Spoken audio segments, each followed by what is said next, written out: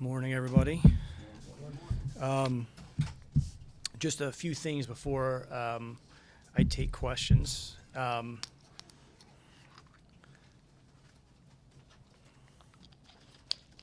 First, thank you, everybody, for being here. Um, Before I get started, just obviously, it's my first opportunity since the transactions recently, and clearly it's really important for me to extend some thank yous. First, I just want to thank Russell, obviously, for the tremendous contributions he's made to our organization, to our community, and just the time that he put in here will be forever remembered, I think, by not only our fans, but just the citizens of Oklahoma. And he deserves a tip of the cap for his contributions. I also want to recognize his family, who also was a huge part of the community here, from his wife, Nina, his children, his brother, Renard, his mom and dad. All those people are, I think, going to always be part of Oklahoma, part of Oklahoma City, and they'll always be part of our family. Also want to thank Paul George. He gave us a chance when we traded for him, kind of sight unseen, and he is a tremendous guy. And again, his family is a remarkable family. The George family are great people, and I think that he arrived at a time that was important for us, and he stayed during a period of time where he could have left, and we want to recognize him. He should be remembered fondly by our fans and organization. I also want to recognize Jeremy Grant, who I think is going to be a very, very good player in the NBA, and is a lot different player than the player that I remember picking up at the airport in 2016, where he was kind of on the end of the bench in Philadelphia. I couldn't be more proud of his development and the person that he is becoming, and I think he's got a bright future, as I said earlier.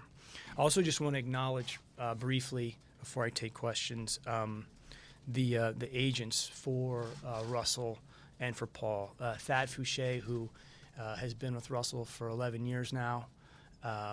The professionalism that was shown through this process, and the respect that I have for our ability to work professionally in an industry that sometimes can be challenging. And the same thing with Paul and his representation with Aaron Mintz. Again, I just think the ability to work with people face-to-face, transparently, during difficult circumstances is sometimes not recognized. So I just want to make sure that we acknowledge those two people.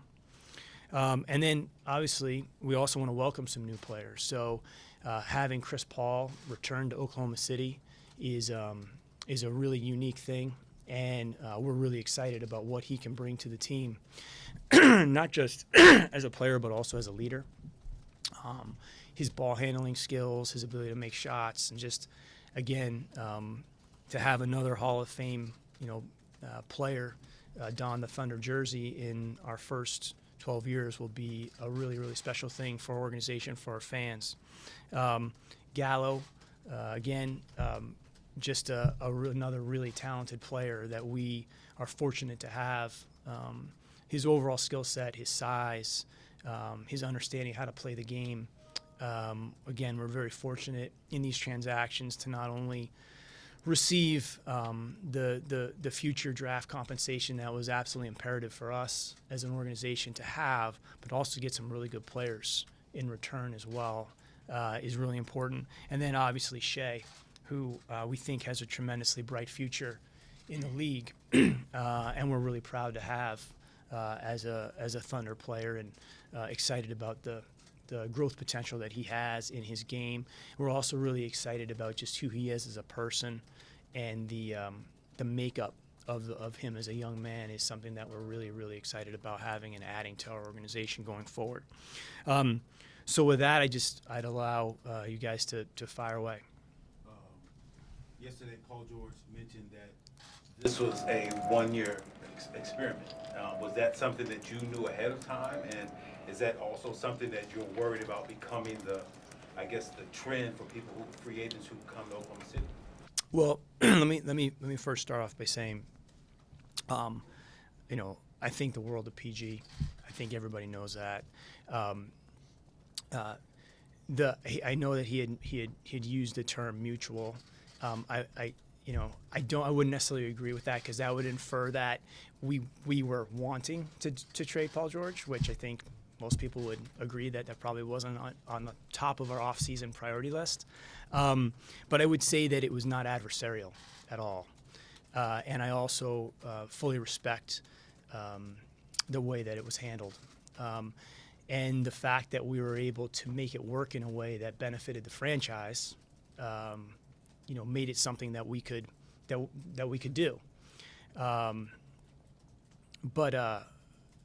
And I would also say that, we were excited about heading into the season, with some of the additions that we made. But shortly after free agency began, things changed a little bit. The players have the freedom to be able to talk and recruit, and there's nothing limiting that. And that obviously changed the game for us. But I feel really good about the fact that we were able to make it work for everybody and figure out a solution, because, based on just looking down the runway, we were probably going to be faced with that scenario. Probably after the following season. He would have had 1 year left on his contract at that point in time. Although we may have had more time to plan, I don't think we were going to be in a position to be able to recoup the value that we were able to in that particular situation. The issue of player-to-player tampering has kind of come up in the last few weeks. Just from your perspective as GM, what's your stance on that, and what are your views on that moving forward? Well, again, it's probably more of a league question. The only thing I would say is that there's nothing that prevents that from taking place. And if there's nothing to prevent it from taking place, then I don't see a way or the reason why we should be up in arms about it. It's really more a question for the league office and how they want to handle it. But players should be free to have conversations, et cetera, et cetera. Obviously, it's our job to adjust and adapt to the situations that are presented to us. And as I said before, we're able to find a way to make that work for everybody, given the circumstances. Maybe it was a year earlier than we had anticipated, having to look at some of these harder things. But how it comes about, that's really not my expertise. My job is to try to problem solve those things from there. Do you anticipate that becoming an issue at the next CBA? I don't know. I don't. The last thing I want to do is speculate on all that type of stuff. Again, I think it's fair to say that we've seen the effect that these types of things can happen, that can have on franchises, and you have to do that calculus for yourself as to if you want to put yourself in that position once these trade requests come in.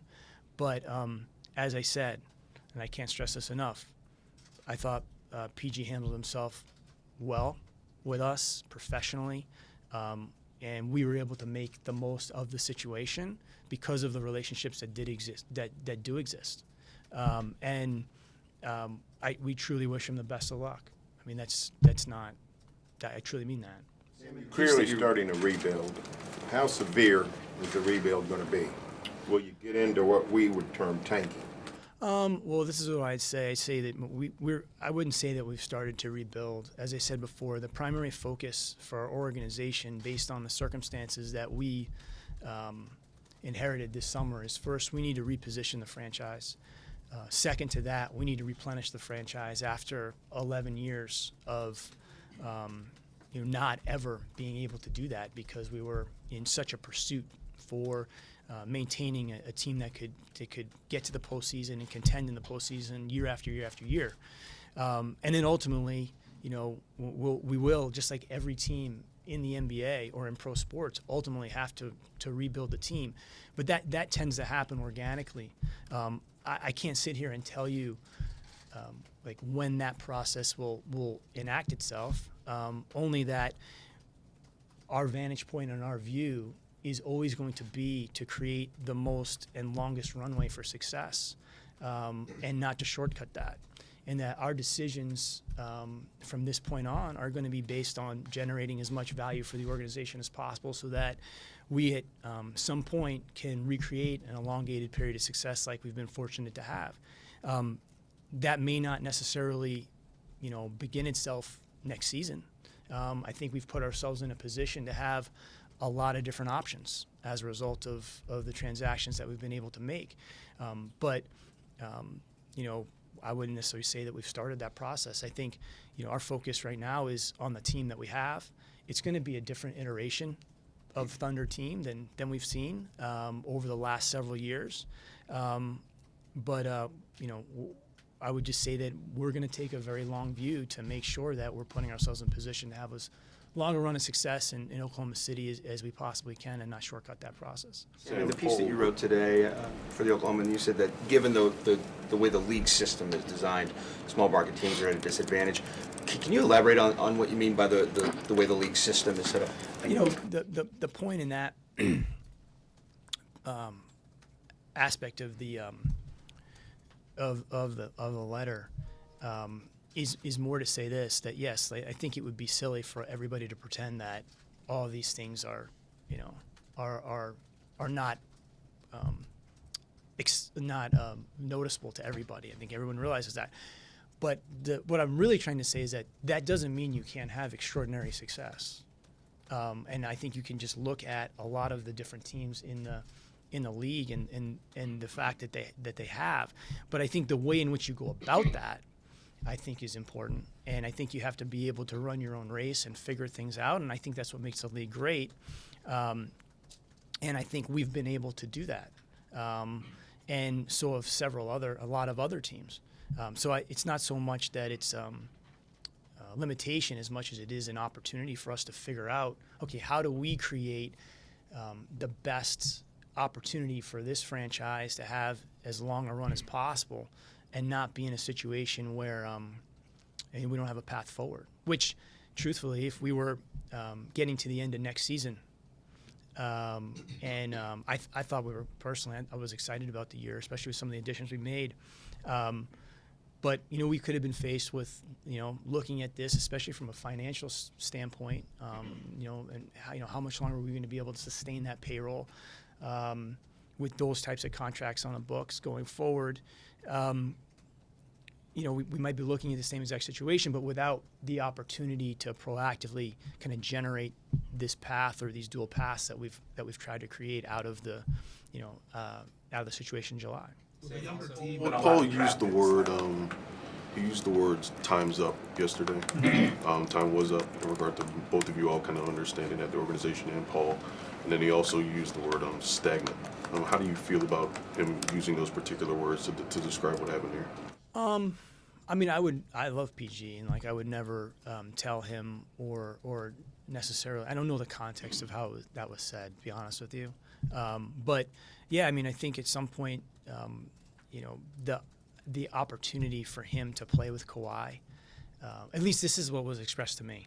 I can't, opportunity to play with Kawhi, opportunity to go back to LA, were the things that were the biggest, factor in this for him. And we understand that, and we were able to make the most of the situation. As I said before, I thought that, coming into this season, we probably had another year to really try to, have a really good year and add on to kind of the I guess it was 9 out of 10, maybe 10 out of 11 years getting to the postseason, and hopefully be good enough to move past the first round, especially with Dre coming back. But I also feel like the way that we were able to pivot has given us the opportunity to have a much brighter future going forward and still have a team coming back this season that we feel good about. Now, when you say you felt good going forward after the season and what you had going on, so when he came and asked for the trade, did you feel compelled that to make the trade? Why, I guess, did you make it, especially since you had him on a contract? Well, I mean, again, I think that in a situation like ours where we had extended ourselves, financially to, and these were commitments that we felt we needed to make and were asked to make to, for Russell and PG to re-sign. And I think that, you have to do that to keep those types of players in your program. I think that the indication that that's probably coming at the end of the season because of, whether it's LA or whether it's wanting to play with Kawhi Leonard or something like that, you have to take a step back. And I think you got to have everybody pulling on the same end of the rope, to really give yourself the most maximal chance of reaching your potential. And if that's not the case, then I think you need to take a step back and do the best thing for the organization. And in this case, he was able to get where he wanted to go. We were able to find a way to maximize the situation for ourselves. And I don't believe that at the end of the year, we'd be looking at a fraction of what we were able to recoup in the situation. And, we're pleased with the outcome. Did you consider denying the trade request from Paul? Well, I mean, the reason that we were able to find a way to do it was because of what we were able to get back. I wouldn't say that we were going to appease the request simply because it was made, but more than anything, it was because of the fact that we were able to get the return that we did, which then allowed us to accommodate, what he was looking for as well. So yeah, no, it wasn't necessarily a permission. It was, how can we make this work for everyone? And the reality is we've seen these situations in other cities, and I just don't think, for us, we can take that risk given the lengths that we had gone to try to keep the run that we've started in 2008 together. One more year without everybody being totally on board, knowing that we could be faced with the exact same situation. From a business perspective, from a practical perspective, it would be irresponsible not to look at that opportunity, and it worked out. I think one of the things I'm most happy about is we were able to accomplish our goals. Paul was able to accomplish what it is that he was looking to try to achieve, and there's no adversarial or animosity between parties at all. Sam, this morning trade requests. How would you characterize just the conversations you guys had with Russell and Paul about the state of things? I mean, similar like we do after every year. We have conversations with a lot of our players who've done that for years. I would say, there's really no one at the end of the season that feels great if you're not, one of the last four teams probably. So you're always having those dialogues, always having those conversations. But I'd say they're productive. And I thought coming back into the year with some of the additions that we made and Dre coming back, I thought we'd be in, position to be like we've been in the past, in and around 50-something wins. I think we've averaged 52.5 wins over the last 10 years. So something in that range, and with an opportunity, if we stay healthy, to make some progress. But again, when the situation developed in July, that was the first we had heard of that. And it was our job to figure out how to manage that from there versus look down the line and be pretty pragmatic about, well, are we ever going to be in this position again to be able to capitalize in this fashion? And it just made business sense for us to look at it hard. Sam, this morning you wrote that you were humbled, grateful to be a part of the process moving forward. So whenever the rebuilding process that you characterize it as begins, is that an endorsement for you that you're wanting to see this through in the long term? Well, what I would say to that is, I think everybody knows how I feel about the organization. I think everybody knows how I feel about the community. And one of the things that's most important to me is to be extremely focused on repositioning and replenishing the team first and foremost, because I think that's the most important thing for this franchise going forward. I think if you mix all of that together, I think you can get in you can make the mistake of shortcutting things, skipping steps, and not totally putting every ounce of energy towards repositioning and replenishing the team. I certainly am. I love being here. I can't tell the future. I mean, I don't know how, all of that, but I'm excited about the challenge, quite frankly. I think that the opportunity to run our own race and use the situations that we have here to create the best path forward, I really feel passionately that the city and the team have a very special relationship, and I'm really driven to try to create the platform for another great Thunder team to take shape. I don't know how long that process will take, but I'm fully committed to making sure that the decisions are made in the best interest of the long term of the franchise, and that's really, really, really important to me. Was there an understanding once Paul moved on, like immediate understanding between the team and Russell that you guys would work on moving? I mean, I think when these types of changes happen, like you're always first thing that I want to try to lay out is that conversations with players and agents happen all the time. Like these aren't isolated conversations. It's just because there's some event that takes place after the fact. I think there's a lot of attention paid to the fact that like these conversations are happening all the time at the end of the season, and it's very natural. We have good relationships with the guys. So, but when there's something like that taking shape with the franchise, I think you sit down, and I think it's a good conversation to have, especially with someone like Russell who has the tenure here. I'm pretty sure this is accurate, but I mean, I think there's only one player in the entire league that's still on the same team that they were on in 2012. Now that Russell is no longer with the Thunder and Mike Conley is no longer with the Grizzlies. And that just is a small glimpse. There's 400 players in the league or so, 450. There's one that's still on the same team in 2012. So Russell Westbrook has given a lot of time. In contrast to other players in the league, and especially what we've seen in the NBA just this summer. I mean, basically the All-Star team just changed jerseys, and so you're going to have that conversation with him. Again, I would say the same thing. How do we make it work for everybody? Obviously Houston was the place he wanted to go, and we were able to find a way to accomplish our goals and his. And if we couldn't accomplish our goals, we wouldn't have traded him to Houston.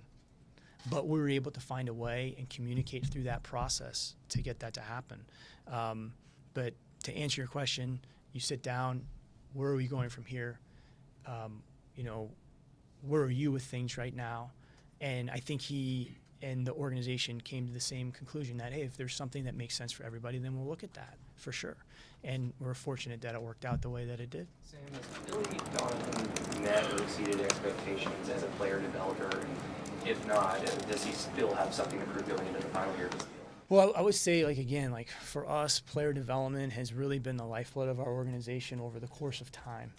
I think that, in recent years, we've obviously been in different stages of that, but with respect to Billy, I do think the players have come along under his watch. I think Terrence is a good example of that. I think Jeremy is a good example of that, and then there's probably some more as well. But I mean, player development is to me an organizational effort, and everybody has to be invested in the development of the player. Most importantly, in my mind, you have to have a growth mindset with player development. Whether you're a coach or you're athletic performance director or you're director of medical or whatever role you play, that you have to see things for what they can be and not for what they are. And I think that's the ability to stay with that, and have a process that can get you to the vision of the player. And I think Billy's done a good job with that. I think he's gonna have more opportunity to do that going forward with some of the new additions that we have. How do you think see Steven that Adams' Billy- role going forward? Obviously, opportunity knocking for a guy who's been with us being a star. Yeah, I mean, again, I think there's opportunity for everybody on the team going forward, because there's a, I think that there's the story of next year's team is completely unwritten, and I think that's kind of it's kind of the intrigue to me is to sit back and watch this collection of players and how they come together, and I think that I think a player like Steven, I would hope continues to get better. I've said up here, I feel like I'm repeating myself over and over again with him, but he's taken small steps forward. Every season he's been here. I'd expect him to do the same next season, and maybe there's some things that obviously there'll be significant changes, like our two best players are not on the team. So, I mean, everybody's game should change, in some way, shape, or form. And where that goes, I mean, a lot of that's up to Steven, and a lot of that's up to the coaches, and I'm excited to watch the development of that. And Sam, if the team, Russell sits up here, or he sat up here, and we asked him about Billy and his relationship with him. And these guys they come out here, they're going to say they have good relationships. I mean, even dating back to Kevin, how do you feel like the respect level is with those guys, those all-star caliber guys, Kevin, Russell, Paul, Carmelo Anthony, when it comes to Billy? I mean, again, you're asking me to provide answers from them, which I can't do. You'd have to ask them that question. I would think good. I mean, based on the way that what I've seen, but I mean, I can't speak for them. I mean, you'd have to ask them those questions, but I have no reason to think that it would be otherwise. Sam, if everything were to come together next season, good health, great development of players, you guys win 52 games, will you be thrilled by that, or will you lament not having ping pong balls in the lottery? Yeah, I think that's the unique situation that we kind of sit upon, is that we're able to accomplish a lot of the value generation that's absolutely imperative for this franchise going forward in these transactions. Simultaneously, we're also able to get good players. Not only good veteran players in Gallo and Chris Paul, but to get Shea is a big deal, for us. And so we feel good about where we're positioned. But I would also tell you that we're not looking at this is in one season increments. Like, obviously, the most important season is next season, and we want to maximize that season the best that we can, but not at the expense of continually and aggressively making sure that we're repositioning and replenishing the team so we have a platform and a runway for the next great Thunder team to take shape. That I don't think those things are mutually exclusive. Sam, we still haven't gotten a chance to talk to you about Darius Baisley and Lou Dort. What stood out to you about them, and what do you see their roles being? Sure. I mean, with Darius, we're really excited about him because he has a couple things that, to me, make him unique. One, his ability to handle the ball at his size is really, really unique. And defensively, he's got great range for a young player at that size as well. It's going to be a process with him. We'll have to be patient. We understand that. But at that range of the draft, to be able to get a player that has those ball handling skills at 6'9" or 6'9" plus is pretty unique. And so we felt like that was a good investment to make it, in the early 20s. And again, like I said before, like, we have the ability to take a longer view, and we like that challenge of having a player like that in the program. With Dort, again, he's a player that just has, incredible physical gifts. and is a potential to be, I think, a really good defender.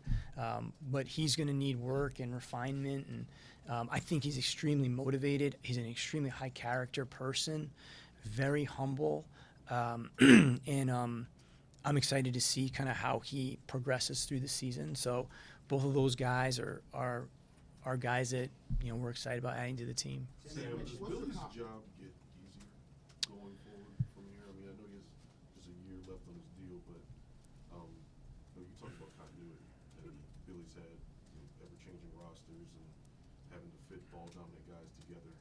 With the roster you have now, and potentially in the years going forward, does his job get easier? Well, I mean, I would say that just the job of the NBA coach, just by mere fact of what you've seen over the last several years, I mean, every team is dealing with constant change. It's become almost, I think, to not have a lot of change or disruption from the player movement perspective would be more the exception. To not have that. So I think that's a challenge every team is facing. And at the same time, it's also opportunity, So do I think his job gets easier? I mean, I think it's an incredibly hard job, no matter what. I mean, that job for any coach in the NBA, it's being a head coach is a tough job. But I think there's different aspects of that, I mean, every year presents different challenges, presents different opportunities, and I think he's equipped to handle really all of them. Should fans expect to see Chris Paul here for a long period of time, till December, till end of the season? Honestly, Dean, I can't give you a forecast on how many years or anything like that, especially after we've some of this transition we're going through right now. But I would say that we're excited about having him here. He's excited about the opportunity here. And I think he has an opportunity to really impact the team in a positive way. What happens 2 or 3 years from now, again, I hate to keep coming back to this, but what used to be 5 years in the NBA has become 5 months in the NBA or 2 years in the NBA. I mean, predicting anything beyond 2 hours in the NBA and what it's kind of become and evolved to, I don't know the answer to that. But I do know that I think he's going to have a really good year for us, and I think that he's excited about the opportunity to have an impact on the team. What do you think about Steve Kerr's comments about guys asking out of contracts? I think 1 year, I guess you could say, gives a team a chance to trade with 2, 3, or more. He says it could be a danger to the league. What do you think? Well, I mean, again, I'm not gonna jump into the middle of that. I would just say that Adam has spoke on that, and he said that it's something that has been happening in the league for years, and he prefers that it happens behind closed doors. And I think we all know that the downsides that it can have, but at the same time, there's nothing preventing a player from requesting that, And so, at the end of the day, you just have to figure out the best way to deal with it. I think, when something becomes adversarial, and it's involving your, someone that's driving the number one aspect of your business. That can have a pretty negative effect on your product and your long-term outlook. I don't believe that was going to be the case with Paul George, just because of who he is, in my humble opinion. But I can't speak for everybody's opinion in the league. I just don't see anything right now that's preventing that from happening. And unless you want to just, it's something that really Adam has to answer to. Our job is to adjust and adapt with the circumstances that come our way. There was reported discontent with Russell and Paul. I'm sorry. There was reported discontent from Russell and Paul in the off season. From what you know, where does that discontent stem from? I mean, again, I just can't get into like whatever the speculation is, or I mean, I just could tell you this. I don't know how many people in the NBA are contented at the end of a season. I mean, and I don't know what the discontent is referring to. I don't know, is a pancakes not fluffy enough, or we're not winning enough games? You're not giving me anything to really work with. Other I can tell you, like, those guys are great guys. We're gonna have conversations with those guys at the end of the year. When you don't reach the potential that you think you have as a team, there's gonna be frustration, of course. But I think all systems were going into the season, and you know, we're excited about it. But that's just not the path that it took, and I feel really good about the way that we were able to handle that from that point. But this comment of what you're referring to, like, I don't know what that means, and I don't know how many. I don't know. I don't know how to categorize that. Sam, Two more for Sam. could you expand on Shea a little bit? A guy that young becoming a starting point guard for a playoff team, and a lot of people think he has all-star potential. What do you and your scouts think of his game? I mean, we're really excited about him. I mean, I think he's not really even scratching the surface. As I said earlier, I think he's got tremendous makeup, and that's a big, you know, I think that's going to be a big accelerator for ultimately how good a player he becomes, and I think he has that. He's got great size and great length, and he's a sponge. You know, he's a sponge. But like, we've seen this take place before in Oklahoma City. Like, if you think about the differences between players in year 1 to year 3, or year 2 to year 4, I mean, they're drastic. You know, if you just think about the jump that Terrence Ferguson took from his first year to his second year, or Steven Adams, or Dre, or down the line, you know, you have to be able, in my opinion, to be able to see things through. And I think where Shea is today is it's not close to where ultimately he's going to be. But we have to be really patient with that process. But he's got great tools, and he'll have to follow the same track that a lot of these other players have. And but we think he has a bright future. Times today, do you have any further sense of maybe his availability at the start, at camp, or what the timetable is? You know, he should be on track for the start of the season. Like I said, I think I said the last time we were together. I'm really excited for him. I think he's, I mean, obviously he's chomping at the bit to get back on the court. He's such a big part of winning, in my opinion, because he does all the stuff that doesn't show up, you know, in the box score, except for the opponent's score.